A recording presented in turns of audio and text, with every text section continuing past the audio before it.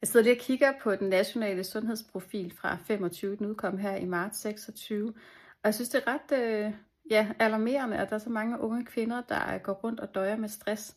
Hvis vi lige kigger på min skærm her, så er det faktisk det er over 50%, der i 2025 render rundt med høj stress. Og hvis vi kigger ned på uddannelsesniveau, så selvom man har taget en videregående uddannelse, så er det omkring de her 26% ude i erhvervslivet, der har et højt stressniveau. Så selvom du tager en videregående uddannelse, så slipper du ikke for stressen, medmindre du gør noget andet end det, du gør i dag.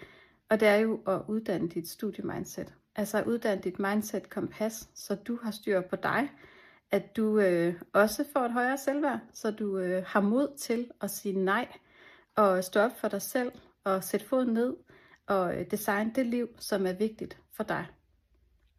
Du får også en studiemindset-uddannelse. Du får selvfølgelig også en række studiestrategier og værktøjer, som jeg gerne vil dele med dig, som jeg har opdaget som lektor, at det vil være virkelig gode, håndgribelige værktøjer, du også kan få højere karakter med.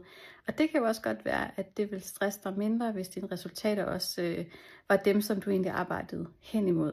Så husk, at stress, det er en tilstand. Det er en tilstand, du kan komme ud af, men det kræver, at du gør noget andet end det, du gør i dag.